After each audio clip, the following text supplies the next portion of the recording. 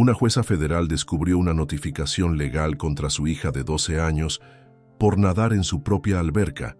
La vecina, presidenta de la Asociación de Colonos, inició una guerra implacable contra la familia, incluyendo multas injustas y cámaras espiando.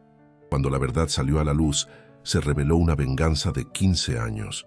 Una historia de coraje maternal, justicia y redención comunitaria que te hará creer en el poder de la verdad. Deja tu like, suscríbete y comenta desde dónde nos estás viendo. Ustedes no van a creer lo que me pasó, en serio. Prepárense para la historia más absurda que van a escuchar hoy. Imaginen nada más, un oficial de justicia tocando a mi puerta una mañana de sábado. Hasta ahí, nada fuera de lo común para una jueza federal, ¿cierto? Incorrecto. La notificación legal no era para mí, era para mi hija de 12 años. ¿Y saben por qué? Por ella haber nadado en la alberca que yo construí en mi patio con mi dinero. Así como lo escuchan. Bienvenidas al mundo surrealista, donde los niños son demandados legalmente por jugar en sus propias casas. Miren, llevo 15 años como jueza federal.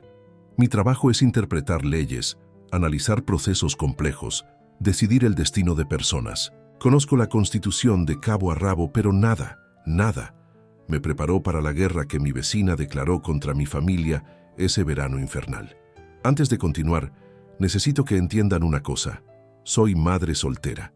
El papá de mi hija decidió que la paternidad no era lo suyo cuando ella tenía apenas 3 años.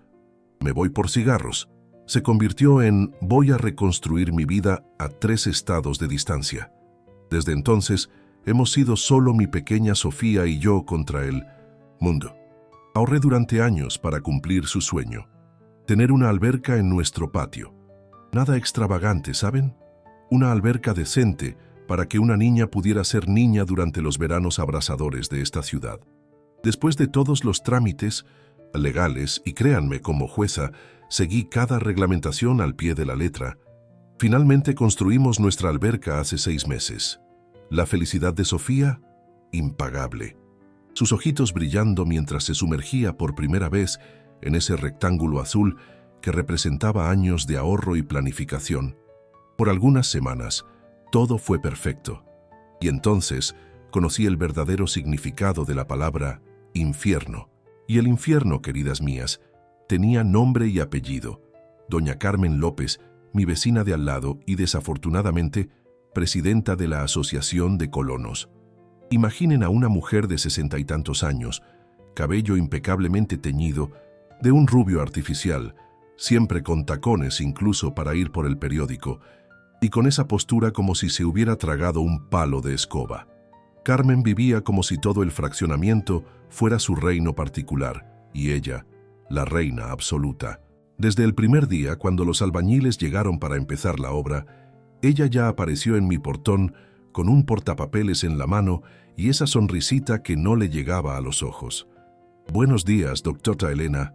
No recuerdo haber aprobado esta obra en ninguna reunión de la asociación. Así empezó, con esa falsa cordialidad que escondía veneno puro. Le expliqué con la paciencia de Job que todas las autorizaciones necesarias habían sido obtenidas del ayuntamiento y que según el reglamento del fraccionamiento que yo había estudiado minuciosamente, las albercas estaban permitidas siempre y cuando siguieran ciertos estándares, los cuales, obviamente, yo estaba siguiendo. Sonrió, de esa manera en que solo las personas extremadamente falsas pueden sonreír. Claro, pero usted sabe cómo son estas cosas de fraccionamiento, ¿verdad?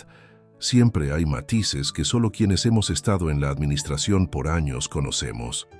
Matices, la palabra favorita de los tiranos de turno cuando las reglas escritas no les favorecen. La semana siguiente recibí la primera multa. Alteraciones estructurales no autorizadas. Valor, 300 pesos. Me reí sola al leer aquello. ¿En serio? ¿Estaba intentando intimidar a una jueza federal con una multa sin fundamento legal? Envié una respuesta formal citando cada párrafo del reglamento del fraccionamiento que me daba el derecho de construir la alberca, junto con todas las autorizaciones municipales. Anexé también un gentil recordatorio de que las multas infundadas podrían ser interpretadas como intento de extorsión. La multa fue retirada. ¿Victoria? Ni de cerca. Era solo el comienzo de la guerra. Sofía, mi hija, es ese tipo de niña que siente todo intensamente, extremadamente inteligente, sensible al punto de captar tensiones que muchos adultos dejarían pasar. Empezó a notar las miradas de doña Carmen a través de la cerca, miradas de puro desprecio siempre que Sofía y sus amigas se divertían en la alberca. Mamá, doña Carmen me mira raro cuando estoy nadando. ¿Estoy haciendo algo mal? Esa pregunta me rompió el corazón. Mi hija sintiéndose culpable por usar algo que era suyo por derecho. Le expliqué que no estaba haciendo absolutamente nada malo, que esa era nuestra casa, nuestra alberca, nuestro momento de diversión. Pero noté que, desde ese día en adelante, Sofía solo nadaba cuando no veía a la vecina en el patio. Como si necesitara esconderse. Se me hizo un nudo en la garganta. Nadie tiene el derecho de hacer sentir así a un niño. Las cosas empeoraron cuando Carmen convocó a una reunión extraordinaria de la Asociación de Colonos. Llegué tarde por una audiencia, y cuando entré al salón del centro comunitario, todas las miradas se dirigieron hacia mí. Carmen estaba de pie, apuntando a una diapositiva con fotos de mi alberca. Como pueden ver, queridos vecinos, este tipo de estructura devalúa nuestras propiedades. Además, el ruido constante de los niños gritando perturba la paz que siempre ha sido característica de nuestro fraccionamiento. Respira hondo, Elena, respira hondo. Me levanté con calma. Buenas noches a todos.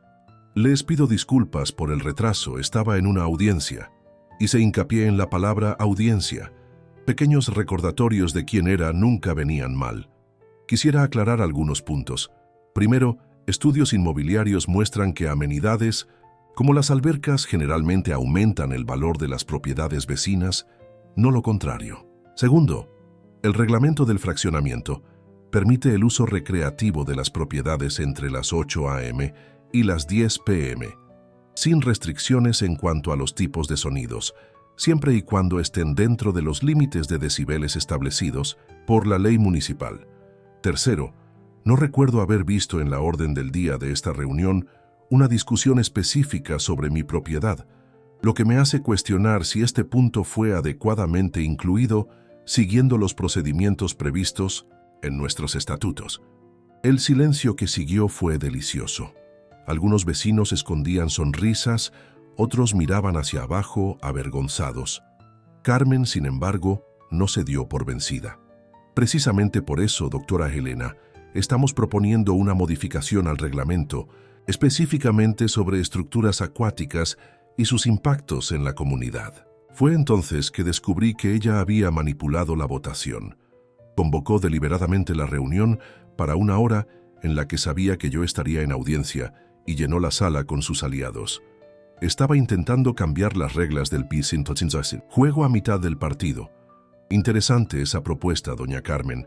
Solo quisiera recordarles a todos que, según la jurisprudencia consolidada y el principio de seguridad jurídica, las modificaciones a reglamentos no pueden ser aplicadas retroactivamente a estructuras ya aprobadas y construidas. Eso sería equivalente a cambiar las reglas de un juego que ya empezó, lo que cualquier tribunal consideraría abusivo. Sonreí de la forma más profesional posible. Pero claro, ustedes son libres de votar lo que quieran. Solo sepan que impugnaré judicialmente cualquier intento de aplicar nuevas reglas a mi propiedad ya existente. La sala quedó en silencio absoluto. Estoy segura de que muchos allí ni sabían que yo era jueza hasta ese momento. La reunión se dispersó poco después, con la mayoría evitando mirar a Carmen mientras salía. Pensé que aquello sería suficiente para calmarla. Qué equivocada estaba. La semana siguiente, noté algo extraño cuando llegué a casa del trabajo. Había una cámara de seguridad en el muro de la casa de Carmen, apuntada directamente hacia mi patio. No hacia la calle, no hacia la entrada de su casa, hacia mi patio, hacia mi alberca, hacia donde mi hija jugaba. Sentí que me hervía la sangre. Aquello ya no era una guerra de egos ni un pleito de vecinos. Era una invasión deliberada de mi privacidad, y más grave, de la privacidad de mi hija. Una cosa es meterse conmigo, una adulta, una jueza que sabe defenderse. Otra completamente diferente es filmar a un niño sin consentimiento. Esa misma noche, redacté una notificación extrajudicial exigiendo la remoción inmediata de las cámaras, citando leyes de privacidad y protección a menores. Anexé jurisprudencia sobre casos similares e hice hincapié en mencionar las posibles consecuencias legales, incluyendo indemnizaciones por daño moral. La entregué personalmente al día siguiente. Buenos días, doña Carmen. Esto es para usted. Entregué el sobre sin más explicaciones. Tomó el sobre con visible desprecio. ¿Qué es esto? ¿Otra de sus intentos de intimidarme? No, señora. Es solo un recordatorio amistoso de que filmar a menores sin consentimiento de los responsables es un delito previsto en las leyes de protección a menores. Usted tiene 24 horas para remover la cámara que está dirigida hacia mi patio o tomaré las medidas legales correspondientes. ¿Me está amenazando en mi propia casa? Infló el pecho, indignada. De ninguna manera. Solo le estoy informando de mis derechos y los de mi hija, así como las consecuencias legales de ignorarlos. Que tenga un buen día. Las cámaras desaparecieron el mismo día. Pequeña victoria. Pero, conociendo a Carmen, sabía que la represalia vendría, y vino de la peor forma posible. Era sábado, el cumpleaños número 13 de Sofía. Organicé una pequeña fiesta en la alberca para ella y 10 amigas. Nada extravagante, solo chicas adolescentes divirtiéndose en el agua, música a volumen moderado, pastel y botanas. Alrededor de las 2 de la tarde, el timbre sonó. Esperaba que fuera alguno de los papás viniendo a recoger a una de las niñas más temprano. Era la policía. Buenas tardes, señora. Recibimos una denuncia por alteración del orden proveniente de esta dirección. Miré a los dos policías, uno joven y uno mayor, ambos claramente avergonzados por estar allí. Me presenté, mencionando mi profesión, y los invité a pasar para que verificaran ellos mismos la situación. Como pueden ver, oficiales, se trata de una fiesta de cumpleaños de una niña de 13 años. Son las 2 de la tarde de sábado, horario perfectamente aceptable para actividades recreativas, según la ley municipal número 2874, si no me equivoco. El policía mayor asintió, claramente reconociendo mi nombre. Sí, doctora Elena, todo está en orden. Les pido disculpas por la molestia, solo estamos siguiendo el protocolo. Entiendo perfectamente, oficial. Ustedes solo están haciendo su trabajo. ¿Gustarían un pedazo de pastel antes de irse? Es de chocolate con fresa, la especialidad de la casa. Los dos sonrieron, pero educadamente se negaron y se retiraron. Regresé a la fiesta intentando no demostrar la rabia que crecía dentro de mí. Sofía ya se había dado cuenta de todo. Fue doña Carmen quien llamó a la policía, ¿verdad, mamá? Probablemente, querida, pero no te preocupes por eso. Todo está bien. La fiesta puede continuar. Pero no estaba todo bien. Nada de esto estaba bien. La semana siguiente, otros vecinos empezaron a tomar partido. Algunos, obviamente, eran aliados de Carmen y empezaron a evitarme en el fraccionamiento. Pero, para mi sorpresa, muchos otros venían discretamente a contarme historias similares. Carlos Hernández, del número 48, contó que tuvo que abandonar su proyecto de pequeña huerta comunitaria, después de que Carmen alegó riesgos sanitarios inexistentes. Ana Ramírez, de la casa de al lado, reveló que recibió multas por tender ropa en el tendedero visible desde la calle durante meses, hasta desistir y comprar una secadora. Ricardo Torres y Paulo Pérez, la pareja gay que vivía en la esquina, confidenciaron que Carmen intentó impedirles adoptar un perro, alegando reglas del fraccionamiento que ni existían. Un patrón estaba emergiendo. Carmen no era solo una vecina difícil, era una tirana que controlaba el fraccionamiento por el miedo e intimidación por años, y ahora yo me había convertido en su nuevo objetivo. Entonces vino el golpe bajo. Un jueves común, un nuevo oficial de justicia apareció en mi puerta. Esta vez con una notificación legal real. Sofía Gómez, mi hija, estaba siendo demandada por invasión de propiedad y uso no autorizado de estructura ajena. Leí y releí aquel documento incrédula.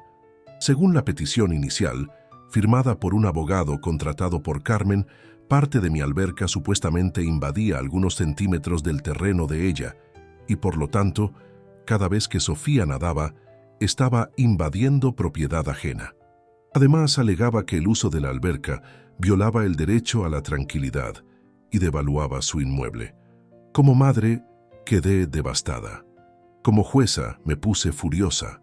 Como ser humano, quedé pasmada por la bajeza de demandar legalmente a una niña para afectar a su madre. Sofía encontró la notificación legal sobre la mesa cuando regresó de la escuela.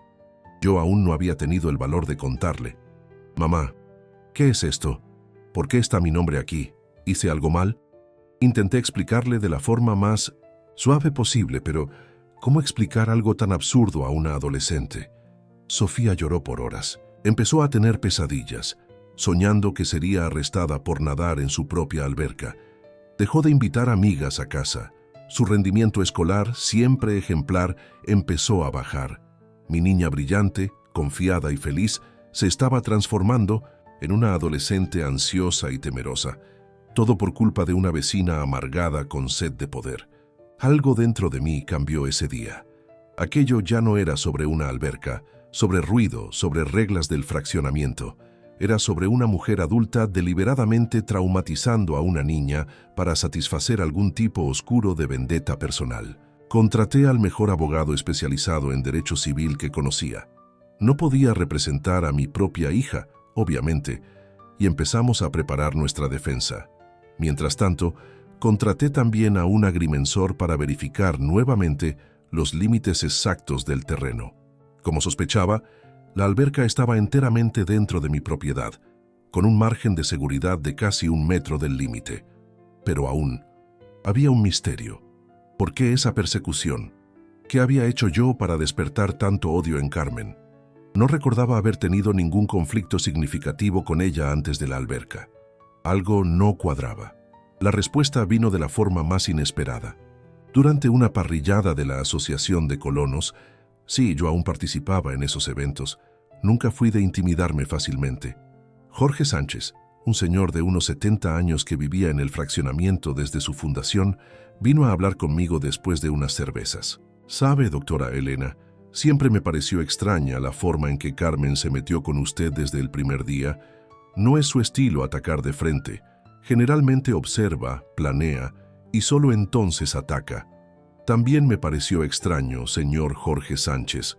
Honestamente, no recuerdo haber tenido ningún conflicto con ella antes de eso. Pero sí tuvo, o mejor dicho, con el hijo de ella». Jorge Sánchez tomó un trago de cerveza antes de continuar. «Hace 15 años, usted no era jueza aún, pero abogaba para Petroras. No sé si recuerda, pero representó a la empresa en un caso contra un empleado acusado de acoso sexual contra compañeras. Ese empleado era Augusto López, hijo único de nuestra querida Carmen». Se me cayó la mandíbula. Augusto López. Aquel apellido no se me había ocurrido antes. Sí, recordaba vagamente el caso. Uno de mis primeros como abogada corporativa, representé a la empresa contra un gerente de departamento acusado por 5 empleadas de acoso. El caso fue sólido, con testigos e incluso mensajes incriminatorios. Fue despedido por causa justificada y después enfrentó un proceso penal. Dios mío, entonces es por eso. ¿Una venganza por algo que sucedió hace 15 años cuando yo solo hacía mi trabajo? Jorge Sánchez asintió. Carmen nunca aceptó que su hijo fuera culpable. Siempre dijo que las mujeres inventaron todo para perjudicarlo. Cuando usted se mudó para acá, hace 5 años, creo que no hizo la conexión inmediatamente. Pero cuando su nombre empezó a aparecer en los periódicos por causa de aquel caso de corrupción que usted juzgó, ella debe haber percibido quién era usted. Todo cobraba sentido ahora. El odio inmediato, la persecución sistemática, la obsesión en perjudicarme y por extensión perjudicar a mi hija. No era sobre la alberca, nunca fue sobre la alberca. Gracias por contarme eso, señor Jorge Sánchez. Realmente aclara muchas cosas. Tenga cuidado, doctora Helena. Carmen puede parecer solo una señora gruñona, pero tiene un lado vengativo que asusta y tiene aliados poderosos en el ayuntamiento. Esa conversación cambió todo. Si antes yo estaba a la defensiva, solo reaccionando a los ataques, ahora tenía información que me permitía entender el panorama completo y planificar mi propia estrategia. La semana siguiente ocurrió el primer evento público, la audiencia de conciliación sobre el proceso contra Sofía. Llevé a mi hija conmigo, a pesar de que técnicamente no era necesaria su presencia. Quería que viera cómo funciona el sistema judicial, cómo los adultos resuelven conflictos civilizadamente y principalmente quería que viera que no había nada que temer cuando se está del lado correcto. Carmen llegó acompañada de su abogado, un hombre de mediana edad con aires pretenciosos y un traje carísimo. Entraron a la sala de audiencias como si ya hubieran ganado la causa. La sonrisa de Carmen al ver a Sofía encogerse ligeramente en la silla fue para helarle la sangre. El juez Dr. Flores era un antiguo colega de la Facultad de Derecho. Miró la petición inicial, luego a Sofía, después nuevamente la petición, con visible incredulidad. Déjeme entender correctamente. La señora López está demandando a una menor de edad por usar una alberca construida por la madre en el terreno de la familia. El abogado de Carmen se ajustó la corbata, visiblemente incómodo. Su señoría, conforme se detalla en la petición, hay una cuestión de invasión de límites territoriales. Nuestra agrimensura indica que aproximadamente 40 centímetros de la estructura invaden la propiedad de mi cliente. Nuestro abogado intervino prontamente. Su señoría, presentamos en contestación el peritaje de 3 agrimensores independientes, confirmando que la alberca está totalmente dentro de los límites de la propiedad de la familia Gómez, con un margen superior a 90 centímetros del límite. El juez hojeó los documentos anexados. Estoy viendo los peritajes y parecen bastante concluyentes, pero incluso si hubiera alguna invasión mínima, eso sería materia para un proceso entre propietarios adultos, nunca contra una niña que simplemente usa un equipo que cree estar en su propia casa. Esto es, por decirlo menos, temerario. Fue en ese momento que decidí romper el protocolo. Pedí la palabra, no como abogada o jueza, sino como madre. Su señoría, si me permite, quisiera traer a la atención de esta corte el verdadero motivo detrás de este proceso, que nada tiene que ver con la alberca o con límites territoriales. Miré directamente a Carmen mientras continuaba. La señora López está utilizando el sistema judicial para una venganza personal contra mí, relacionada a un caso de hace 15 años, donde trabajé como abogada corporativa representando a la empresa que despidió a su hijo por acoso sexual comprobado contra múltiples empleadas. El rostro de Carmen palideció. Su abogado parecía completamente tomado por sorpresa. Esta persecución ha causado graves daños emocionales a mi hija, quien ha desarrollado ansiedad, problemas de sueño y caída en el rendimiento escolar por temer constantes represalias. Entonces, hice algo que había planeado meticulosamente.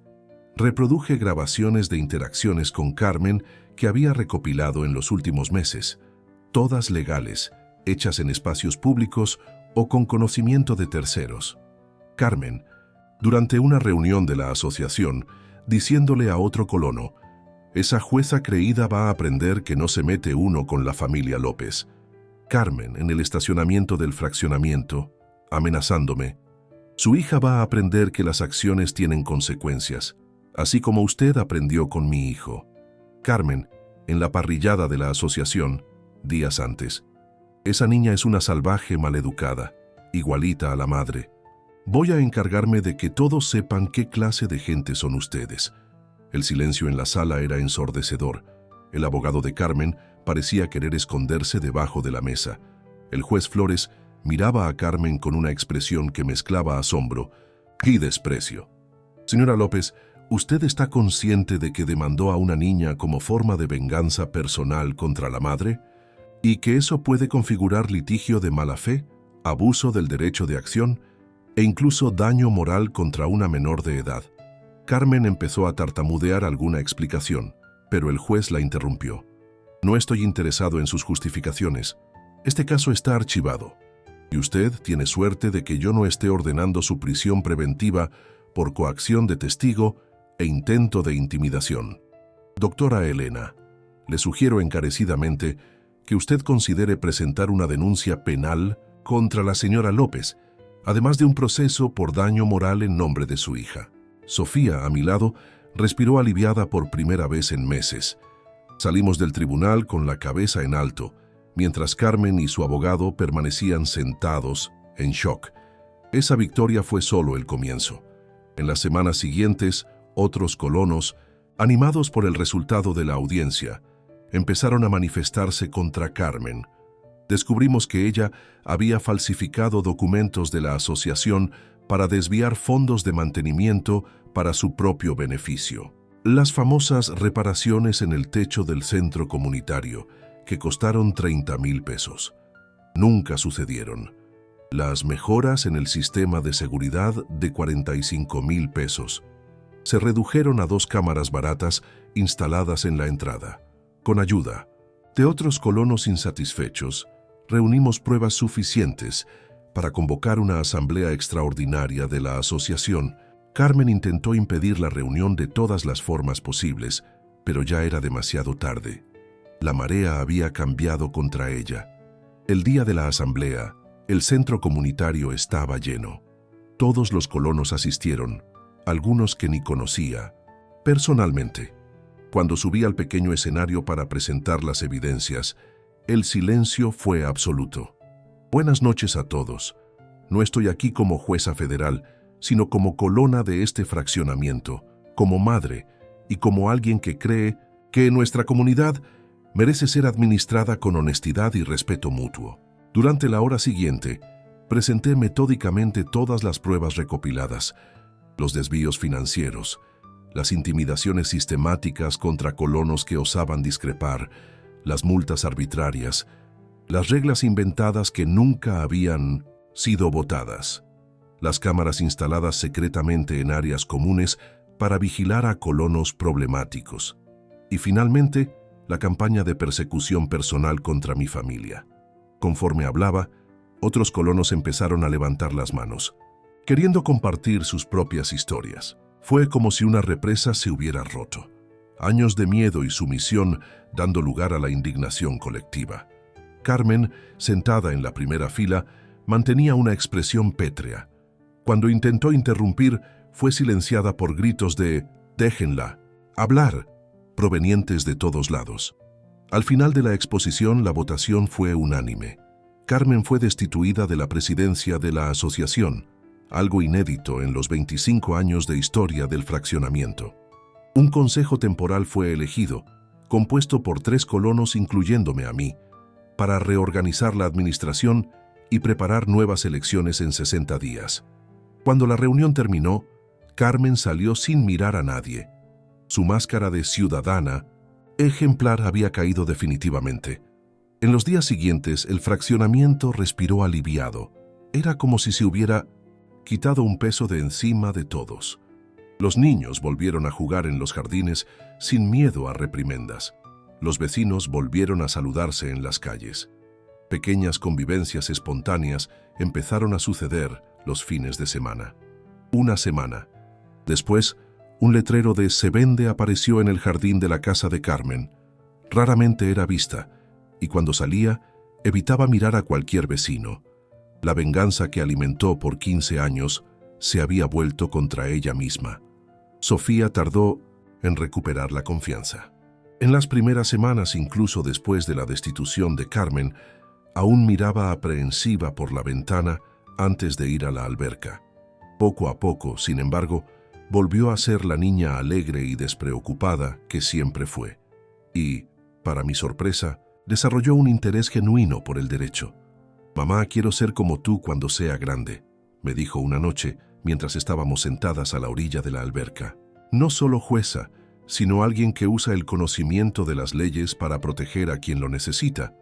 Ya eres mucho más fuerte y valiente de lo que yo era a tu edad, Sofía. Y recuerda siempre, conocer tus derechos es el primer paso para asegurar que nadie te los quite. A medida que el verano llegaba a su fin, nuestro fraccionamiento se transformó. Las nuevas elecciones eligieron un consejo diversificado, con representantes de diferentes áreas del fraccionamiento. Las cuentas fueron auditadas ¿Los desvíos documentados? Sí. Carmen está enfrentando un proceso por apropiación indebida, y nuevas reglas de convivencia fueron establecidas democráticamente. Los colonos empezaron a organizar eventos comunitarios regulares. Un grupo de niños creó un periódico del fraccionamiento. Otro grupo de colonos estableció una pequeña huerta comunitaria. Sí, aquella misma que Carlos Hernández había intentado iniciar años antes. Las cercas entre algunas casas fueron sustituidas por cercas bajas o incluso removidas, creando espacios compartidos donde los niños podían transitar libremente. Y la alberca que debería haber sido fuente de división, se convirtió en el corazón de nuestro pequeño pedazo de paraíso. En las tardes de domingo, hacíamos pequeñas parrilladas donde todos los vecinos eran bienvenidos. Los niños nadaban y jugaban bajo la mirada atenta de los adultos que se turnaban en la supervisión.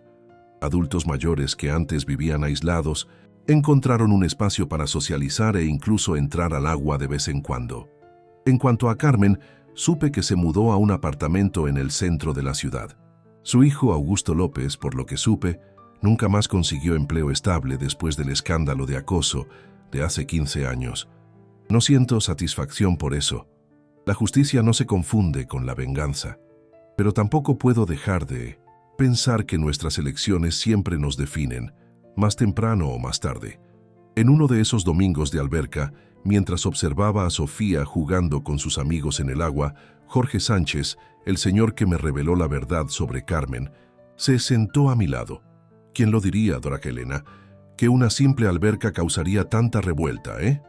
Nunca fue sobre la alberca, señor Jorge Sánchez, respondí, tomando un sorbo de limonada. Fue sobre poder, control y el miedo que algunas personas tienen de perder ambos. Usted cambió este lugar para mejor. Todos sienten eso. No fui yo. Fuimos todos nosotros, cuando decidimos que ya no aceptaríamos más vivir bajo la tiranía de alguien que confundió liderazgo con autoritarismo. Y así seguimos, aprendiendo diariamente que la comunidad no se construye con reglas rígidas o vigilancia constante, sino con respeto, empatía y la disposición de escuchar al otro.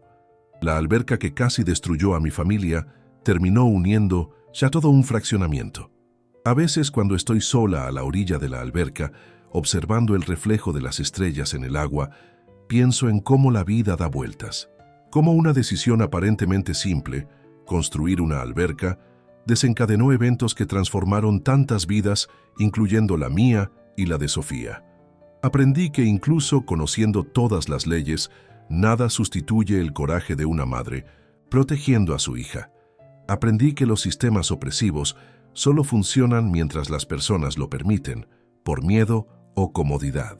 Y principalmente, aprendí que la justicia, la verdadera justicia, empieza en el propio patio, en las pequeñas batallas cotidianas contra abusos que muchos prefieren ignorar.